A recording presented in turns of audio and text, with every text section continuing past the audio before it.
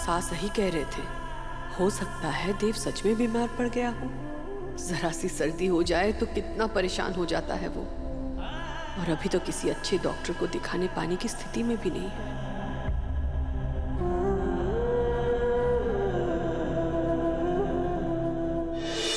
चंदा, तुम अभी अभी बीमारी से उठी हो, इस तरह से परेशान रहोगी तो फिर से बीमार पड़ सकती हो ना।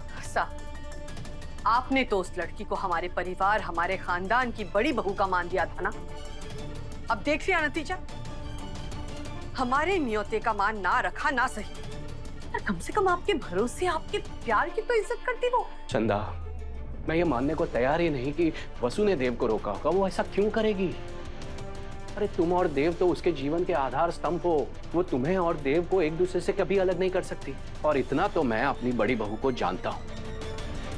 और देखो चंदा, तुम ही कहती थी ना कि किसी भी बात की तह तक गए बिना निष्कर्ष निकालना गलत बात है। तो फिर बिना किसी सबूत के, बिना किसी सुनवाई और दलील के तुम वसु को दोषी कैसे ठहरा सकती हो? देखो चंदा, हो सकता है कि शायद देव सच में बीमार पड़ गया हो। वैसे भी वो दिन रात धूल मिट्टी धूप में मेहनत करता है बेचारा। शायद थकान की वजह से सच में बीमार पड़ा हो सकता है ना। जरूर कोई बहुत बड़ी बात होगी, तभी दादा और जादूगर डिनर पे नहीं आए। दादा की तबीयत सच में ज्यादा खराब तो नहीं है? तो मासा ने कसम ना दी होती ना तो अभी के अभी जाकर के उनका हाल पूछ रहे थे। और अगर घर पे रहना तो बार बार दादा को देखने का मन करेगा। ड्राइव पे ही चला जाता हूँ।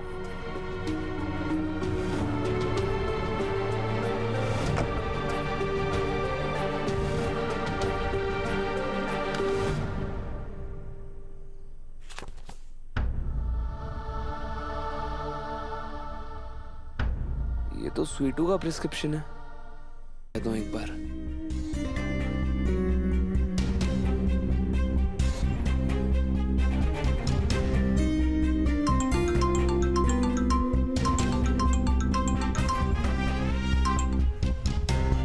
हेलो अनामिका जी, स्वीटू का ना एक पाउच मेरी गाड़ी में रह गया था। उसके अंदर उसके प्रिस्क्रिप्शन और मेडिसिन हैं। एंड आई एम श्योर कि आप उन मेडिसिन के लिए परेशान हो रही होंगी। मैं एक काम करता हूँ, मैं अभी के अभी आपके घर आके दवाइयाँ पकड़ा जाता हूँ। नहीं नहीं, इसकी कोई जरूरत नहीं है। रेगुलर मेडिसिन है। मैं कल ऑफिस जाते वक्त आपके घर से पिक कर लूंगी, आप परेशान मत होइए। अरे नहीं, मतलब इसमें परेशानी वाली क्या बात है, मैं ड्रॉप कर दूंगा। नहीं, आई होप जब घर लौटूं तो हालात थोड़े से बेहतर हों।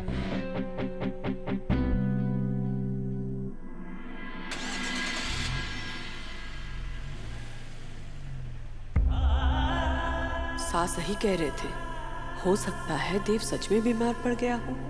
जरा सी सर्दी हो जाए तो कितना परेशान हो जाता है वो, और अभी तो किसी अच्छे डॉक्टर को दिखाने पाने की स्थिति में भी नहीं है।